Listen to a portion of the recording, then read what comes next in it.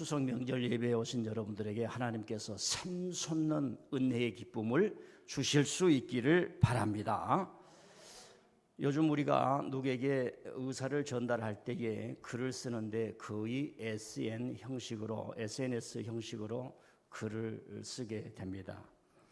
카톡, 페이스북, 트위터, 또 챗봇, 텔레그램, 왓츠앱, 그 다음에 틱톡, 그런 거 여러분 많이 들어보셨을 겁니다. 또 이용하고 계시리라 생각합니다. 그런 글들이 거의 지금 대세를 이루고 있습니다. 그래서 오늘 저는 SNS 스타일로 설교를 하고자 합니다. 신학교에서 설교학을 가르칠 때 설교의 스타일, 설교의 종류, 성경을 해석하는 법, 그 다음에 설교를 듣는 청중이 누구냐, 이런 것이 학문화되어서 세분화되어서 공부를 하게 되는데, 제가 짐작하기로는 아직은 SNS 스타일로 설교를 어떻게 할 것인가 아무런 이론도 없는 걸로 압니다. 우리 민들레 교회에서 맨 처음으로 SNS 스타일의 설교를 하니까 한번 여러분 집중을 해보실 수 있기를 바랍니다. 어렸을 적에 어머니는 늘 기가 따갑도록 친구들과 사이좋게 지내라고 말씀을 하셨습니다. 어머니의 잔소리는 늘 그러려니 하면서 귀담아 듣지를 않았습니다. 그 어렸을 때 귀담아 들었어도 친구들과 사이좋게 지내라, 그 말의 깊이를 이해할 수 없었을 겁니다. 누구든 어렸을 때는 싸우고 다투는 일이 많습니다. 동생 간에, 형 간에, 그리고 친구들 간에 많이 다투고 싸우고 살았습니다. 하도 싸우니까 어른들은 싸우면서 크는 거야, 이렇게 위로도 해 주셨습니다. 어렸을 적에 이렇게 투닥거렸던 이유는 가난했기 때문에 그렇습니다. 배가 고팠기 때문에 그렇습니다. 그리고 조그만 방 한 칸에 아이들이 5명, 6명, 거기까지 부모님들까지, 그래서 미니 수용소처럼 살아가지고 자기 욕구가 충족이 안 되는 거예요. 그래서 많이 다투고 싸웠던 겁니다. 요즘 아이들은 울지 않습니다. 제가 어렸을 때 집안마다 아기들 울음소리가 들렸습니다. 배가 고팠기 때문에 그렇습니다. 봄이 가고 가을이 오기를 수십 차례 나이를 먹었습니다. 어렸을 적 친구들과 사이좋게 놀아라 했던 그 어머님, 날 때와 죽을 때의 섭리를 따라 이제 안 계십니다. 어머니는 먼 나라에 가시고 없습니다. 50년, 60년 전에 들었던 그 말씀이 이제서 떠오른 겁니다. 아, 친구와 나에게는 그 사이가 있었구나. 그 사이를 모르고 살았구나. 그리고 그 사이를 만들지 못하고 살았구나. 그 사이에서 우정이 싹트고 너와 나의 사이에서 사랑이 있는 그 자리인데 그 자리를 만들지 못하면서 살아왔구나. 50년, 60년이 지난 이후에야 그것이 떠오르게 되는 것을 알게 됩니다. 하나님과 우리 간에도 사이가 있습니다. 모든 사람은 이 하나님과 우리 사이에서 일어난 놀라운 신비의 세계, 영의 세계, 은혜의 세계를 경험하고 향유하게 됩니다. 어떤 사람들은 하나님을 만났다고 자기가 하나님인 양 생각하는 사람들이 있습니다. 그러나 우리는 신이 될 수가 없습니다. 인간은 영의 존재가 아닙니다. 영이신 분은 오직 하나님 한 분이십니다. 사람이 죽은 이후에 귀신이 되었다고 영이 되는 게 아닙니다. 우리는 하나님의 영적인 선물을 받은 영적인 존재, 즉 영이신 하나님과 교제하는 존재라는 의미에서 영적인 존재라는 말을 쓰는 겁니다. 우리가 죽어도 우리는 영적인 존재가 되지 않습니다. 우리는 육신이 없어도 우리는 피조물입니다. 이런 신학을 가져야 교주로부터 자유할 수 있고 잘못된 사상으로부터 인간을 초월하여서 권력의 의지에 따라 내 말을 다 들어라, 이런 독재자들을 따라가지 않냐고 뒤엎을 수 있는 힘이 있는 것입니다. 우리와 하나님 사이에, 죽음과 영원 사이에 땅에 사는 존재와 초월적인 존재 사이에 사이가 있는 것입니다. 서구의 정신과 철학은 이 사이를 건널 수 없는 철벽처럼 만들었습니다. 이 영혼과 죽음이라고 하는 사이, 하나님과 인간이라는 그 사이를 서구는 만들지 않았다는 겁니다. 서구는 이것이냐 저것이냐, 죽느냐 사느냐, 천당이냐 지옥이냐, 이 둘 중에 하나만 택하라고 우리에게 역사를 통해서 가르쳐 주었습니다. 전 세계 지도에 이들은 금을 긋고 먼저 차지하는 이가 내 것이다 라면서 벌인 전쟁이 식민지 전쟁입니다. 그래가지고 잘 사는 나라 영국, 스페인, 네덜란드, 옆 나라가 보니까 너무 배가 아픈 거예요. 후발주자들 돈이 없습니다. 우리도 저 사람들처럼 싸우면 돈 좀 가질 수 있다, 부를 가질 수 있다 했던 나라가 이탈리아, 독일 후발주자라고 합니다. 이들이 자기들끼리 전쟁을 한 게 선발주자 영국을 치고 프랑스를 치고 스페인을 치는 이런 전쟁이 1차, 2차 세계대전이라고 합니다. 그들 간에는 서로 공존하는 공간이, 즉 사이가 없었습니다. 이런 철학은 귀족들의 지배 철학이 되어서 귀족이 노예를 지배하고 농노를 만들고 자기들은 일하지 않고 놀고 먹는 봉건 사회를 만들었습니다. 그 흔적들이 글로벌 기업을 통해서 우리에게 몰려오고 있습니다. 우리와 하나님 간에는 중요한 사이가 있습니다. 성경은 그 사이를 예수님이라고 전해줍니다. 하나님과 우리 사이의 중보자, 이 중보자 예수님 안으로 들어갔어야, 예수를 믿고 그 세계에서 성령의 은혜를 받아야 하나님의 무한한 은총과 축복이 느껴지는 겁니다. 이 세계는 이 사이라고 하는 것은 어떤 차원을 말하지, 경계나 선이나 우리 눈에 보이는 어떤 손에 잡히는 그런 공간이라든가 물질적인 것을 말하지 않습니다. 이 예수님 안의 세계에 들어가면은 저와 여러분이 지금 걱정하고 살아가는 그런 세계가 아니라 믿음의 세계가 일어납니다. 진짜 믿음이 일어나는 거예요. 진짜 믿음이, 진짜 믿음. 마치 사랑하는 어머니가 자식을 믿는 것처럼 따라오면 되는데, 그 믿음이 아픈 것은 자녀들이 부모를 따라오지 못하는 겁니다. 저를 봐주세요. 추석인데 저 빨리 끝내드릴 테니까 다 저를 보세요. 저는 이렇게 주무시거나 딴짓하고 있으면 깨워서 이렇게 말씀을 전하니까 꼭 예수님 같아요. 예수님 그냥 야단쳤거든. 이 귀 있는 자들아. 아까 보니까 귀를 딱 하니까 정신이 번쩍 들지요. 우리는 예수님이라는 이 사이, 하나님과 우리 사이에 있는 중보자 되신 예수님, 왜 우리가 예수님이 중요한지 이제는 알 것 같습니다. 자, 이런 놀라운 사실, 이 예수님 안에서 모든 사람들이, 인종과 종족과 남자와 여자를 떠나서 모든 사람들이 하나님을 만나고 하나님 안에서 자유하고 참 자신을 발견하고 구원의 세계가 이루어지는 것, 여러분 이걸 깨달은 사람이, 그리고 이 놀라운 진리를 가지고 유럽으로 갔던 사람이 있어요. 그 사람이 바울 사도입니다. 자, 에베소서 2장 14절 16절 우리 한번 화면에 올려주세요. 시작. 그는 우리의 화평이신지라 둘로 하나를 만드사 원수된 것 곧 중간에 막힌 담을 자기 육체로 허시고 또 십자가로 이 둘을 한 몸으로 하나님과 화목하게 하려 하심이라 원수된 것을 십자가로 소멸하셨다.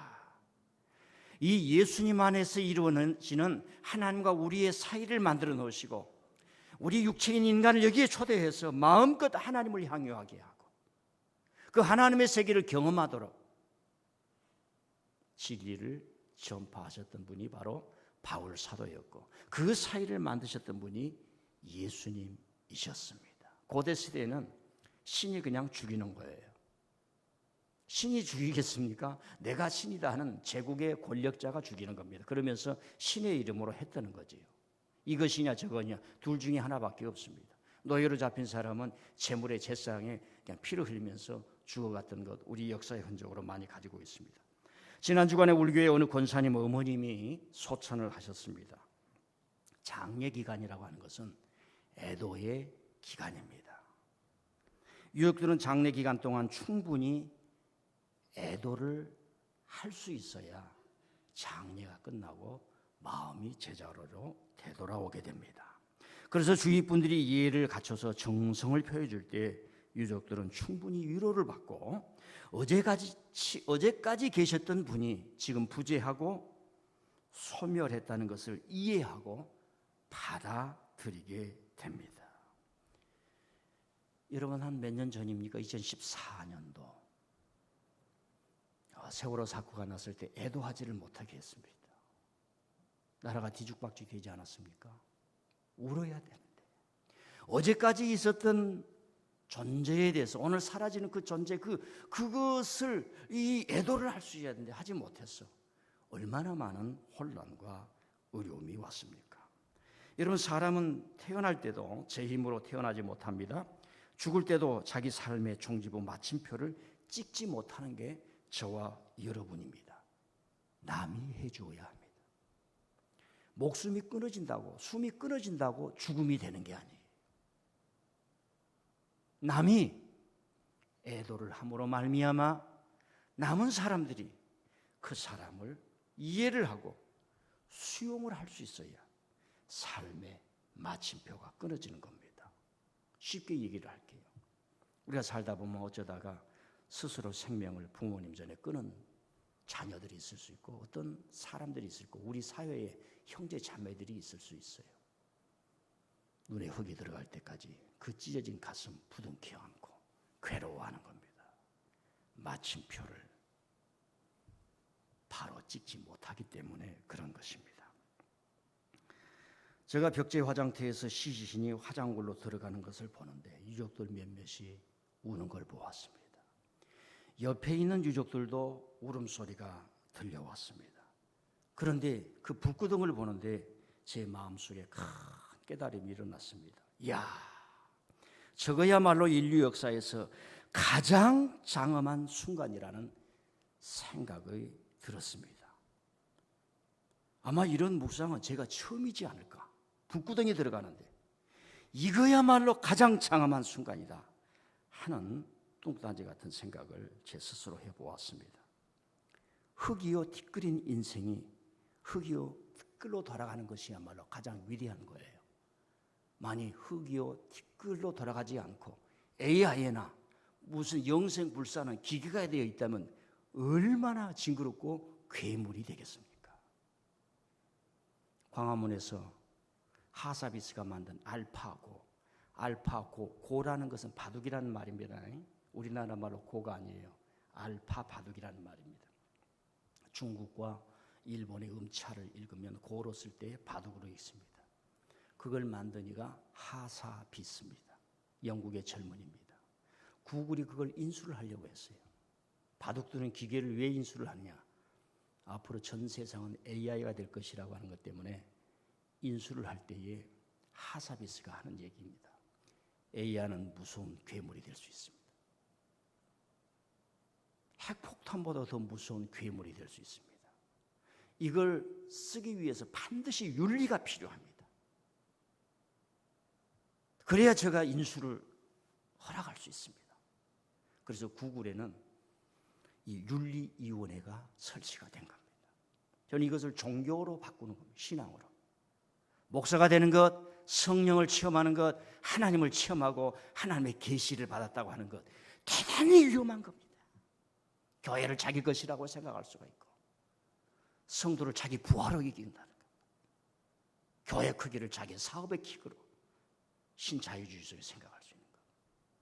나는 우리 교우들이요 하나님을 마음껏 체험하되 우리는 하나님께 그 사이 속에서 그 결정적인 하나님의 사이 속에서 우리가 해야 되는 건 십자가인데 예수님이 가르쳐 주셨는데 AI가 앞으로 인류를 어떻게 해야 될지 모르기 때문에 반드시 지혜를 가진 인류가 위원회를 갖춰서 하고 싶어도 해서는 안 된다라고 제어를 하지 않으면 무서운 세상이 될 수 있다는 것. AI를 만든 사람들이 하는 얘기입니다. 자기도 하는 겁니다. 핵폭탄을 만들었던 사람이 이것이 얼마나 큰 재앙을 가져올 것인지 훗날 많은 사람들이 아인슈타인을 비롯해서 후회를 했다는 후문을 우리는 듣고 있습니다. 여러분, 성경에는 흙이니 흙으로 돌아갈지라 이 원문은 흙이 아니에요. 티끌입니다. 티끌. 과학자들이 우주의 본질은 티끌이라고 합니다. 이 티끌이 모여서 원소가 되는 겁니다. 그래서 우리는 너무 유치원생으로 죽을 때 흙으로 돌아간다. 이제 흙에 묻히니까 그런 얘기를 하는 건데 옳은 말씀입니다만 원래 원문은 원소로 돌아가는 거예요. 나는 이 순간이야말로 흙이 되고 티끌이 되는 거야말로 가장 장엄하는 거구나. 어떤 의미에서 탄생보다도 죽음이 더 장엄할 수 있는 이유가 여기에 있습니다. 오늘 말씀에 날 때가 있고 죽을 때가 있다고 합니다. 이걸 모르는 사람은 아무도 없습니다. 초등학생도 사람이 나고 죽는 것을 보았고 들려주었고 통계적으로 다 압니다. 그러나 죽음을 내가 정하지 못하고 죽을 때를 내가 정하지 못한다는 사실입니다. 여러분의 죽음과 죽을 때를 저와 여러분의 손 밖에 있습니다. 주권 밖에 있습니다. 하나님이 말씀합니다. 때는 하나님이 만드신 겁니다. 오늘 때에 대한 많은 얘기들이 나오면 돌을 던질 때가 있고 다시 받을 때가 있고 씨앗을 부를 때가 있고 다시 거둘 때가 있고 다 똑같습니다. 카이로스, 하나님의 주권을 말하는 겁니다. 내가 죽음을 정하지도 못하고 죽을 때를 알지도 못하기 때문에 우리는 죽음을 맞는 것입니다. 죽음을 선물 받듯이 받는 것입니다. 그러니 죽음을 손님을 맞듯 잘 맞이해야 되는데 우리는 그러지를 못하고 있습니다. 많은 사람이 내가 나이가 많아서 세포가 노화되는 몸이 병드는 그 순간을 죽음이라고 생각하는데 생명이 있는 한 죽음이 공존한다는 것 다 하는 이야기입니다. 근본에 돌아가신 집사님은 민들레 교회 담임 목사님이 꼭 자기 장례를 치러 달라고 하셨습니다. 여러분 유언장에 저를 부르면 제가 달려가겠습니다. 때가 되면 죽는 모든 인생과 영원 간의 사이가 있습니다. 자, 오늘 11절 말씀을 한번 올려주세요. 시작. 하나님이 모든 것을 지으시되 때를 따라 아름답게 하셨고 또 사람들에게는 영원을 사모하는 마음을 주셨느니라. 그러나 하나님이 하시는 일의 시종을 사람으로 측량할 수 없게 하셨도다. 자, 저 말씀에서 사람들에게는 영원을 사모하는 마음, 땅에 사는 사람들과 영원 사이에 있는 게 뭐예요? 마음이 있다고 합니다. 다시 말씀드립니다. 땅에 사는 저와 여러분과 하나님, 이 저 영원이라고 하는 것은 하나님, 믿음, 구원, 천국 다 해석이 가능합니다. 한마디로 표현을 한 겁니다. 그 천국 사이, 하나님 사이, 영원 사이에 있는 게 마음이라고 합니다. 이 마음은 영원이 될 수가 없습니다. 영혼을 사모하는 주체일 뿐입니다. 살다 보면 마음이 엉클어질 때가 있습니다. 마음은 늘 파도치는 물결처럼 출렁입니다. 출렁일 정도가 아니지요. 산을 불태워버리는 불화산 같은 분노로 가득할 때가 많이 있지 않습니까? 전철을 타는데 누가 발 한 번만 밟으니까 아유 안마해서 감사합니다라고 하는 게 아니라 이 아침에 재수없게 왜 팔을 밟냐고 마음이 뒤숭숭하지 않습니까? 도시에 살다 보면 조그만 일에도 조그만 눈짓에도 특별히 교인들 조그만 말 한마디에도 그 다음 주에 교회를 갈까 안 갈까 이런 생각이 들 만큼 마음이 출렁거리지 않습니까? 이럴 때 삶이 망가지지 않아요. 삶이 무너지지 않습니까? 땅에 사는 존재는 천국이 가르쳐준 그 지혜와 원리와 그 사랑과 그 축복을 받고 마음을 지켜서 살아갈 때 이 마음은 균형추를 이루는 중심처럼 묵직할 수가 있는데 카톡에 글 하나 잘못 왔다고 마음이 뒤숭숭하고 나를 오해한 거야 이런 것이 저의 마음 아닙니까? 그래서 무릇 지킬 만한 것보다 내 마음을 지켜라 하는데 마음 내키는 대로 살지 뭐 이렇게 살다 보니까 늘 우당탕탕합니다. 가슴이 미어지고 찢어지고 그렇습니다. 그러나 한 번 가진 마음 끝까지 가야 여러분들이 이루어집니다.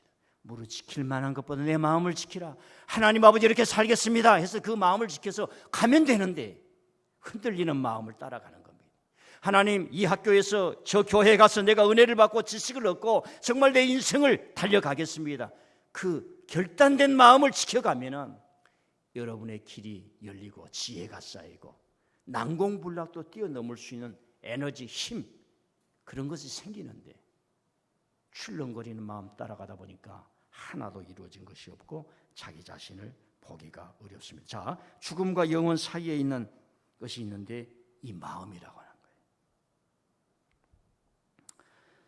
사람들에게는 영원을 사모하는 마음, 하나님을 따라가는 마음, 하나님을 예배하는 마음을 주셨다는 거예요. 여러분, 이 마음을 얼마나 잘 지키고 있습니까? 이 마음에서 영적인 평안과 하나님의 사랑과 천국의 기쁨과 신령한 축복을 받으며 이 마음에 성령의 영감이 자리 잡지 않습니까? 부부 간에도 사이가 있습니다. 국민과 국가 간에도 사이가 있습니다. 이를 무시하면 물이 배를 전복시키듯이 전복시키는 것 알지 않습니까?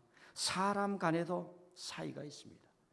조선시대 500년 유교를 받아들이면서 유교를 변형시킨 주자학을 받아들이면서 통치 이념으로 내세우다 보니까 삼강오륜이 나왔습니다. 그래서 부부간의 사이를 없애버렸습니다. 임금과 신하 간에도 사이를 없애버렸습니다. 임금을 위해서 죽어야 되고 신하는 임금의 소유물로 생각했습니다. 목사와 성도 간에도 사이가 있습니다. 남태평양 피지섬 아십니까?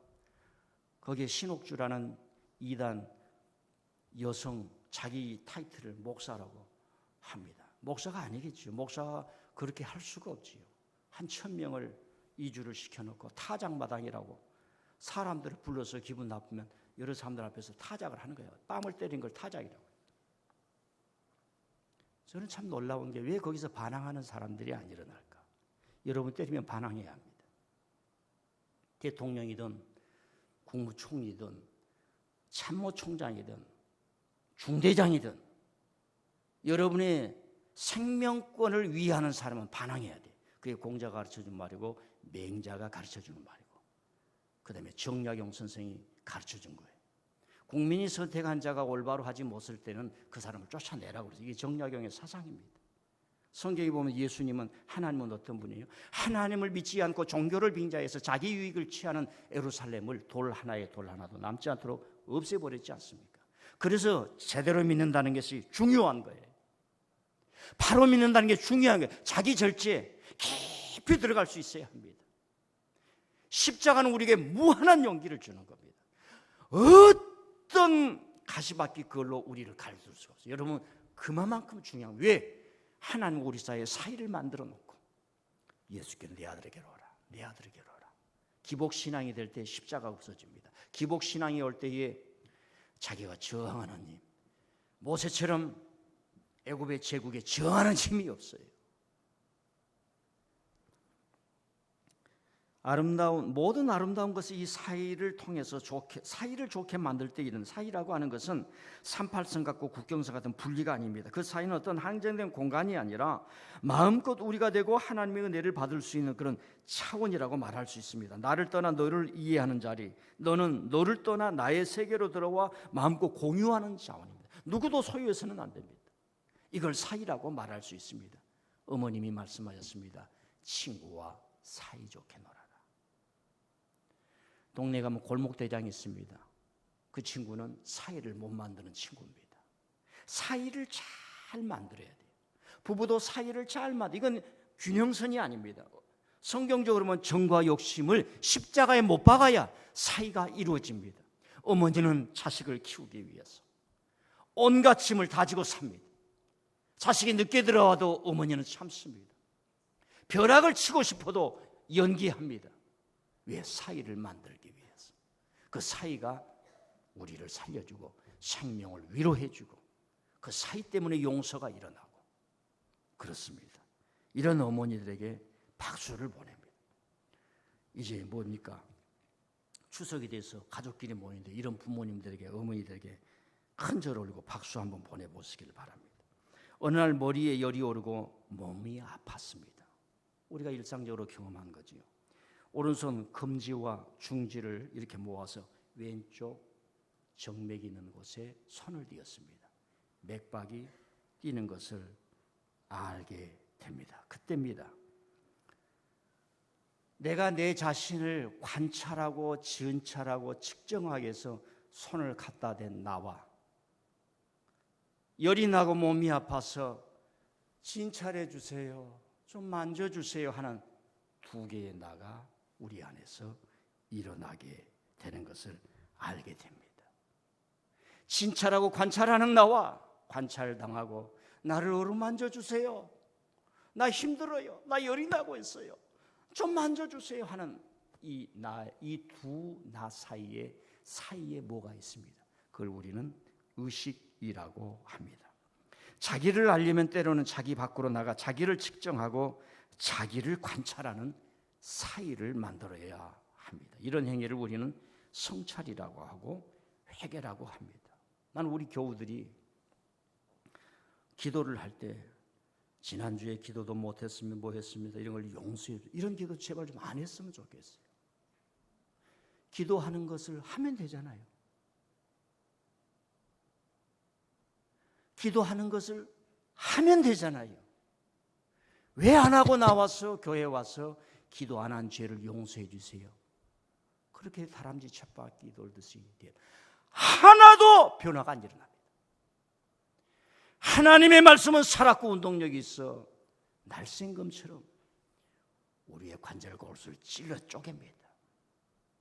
엄숙해져서는 아니 되지만은 내 굳은 마음을 쪼개는 하나님의 말씀을 받을 필요가 있습니다. 카프카는 독서라고 하는 것은 책이라고 하는 것, 즉 인류가 간직해온 하나님의 지혜를 말하는 이 책이라고 하는 것은 빙하를 깨고 얼음을 깨는 도끼장 같다고 그랬어요. 빙하와 같고 얼음과도 같은 내 심령을 쪼개는 도끼날이 되어야 되는데,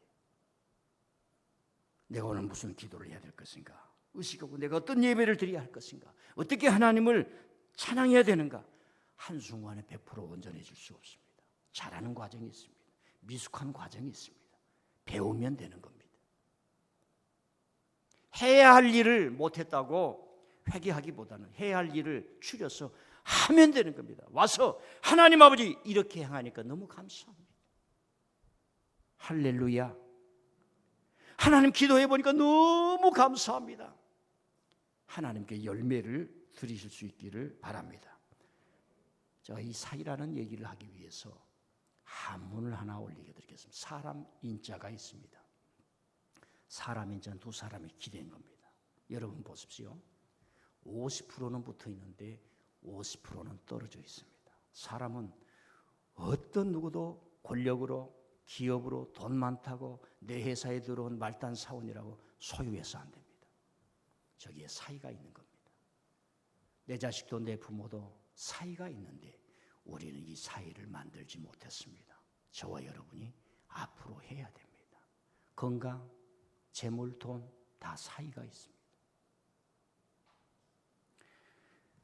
여러분, 우리가 어디를 들어가려면 문을 열고 들어가야 됩니다. 문은 사이를 말합니다. 예.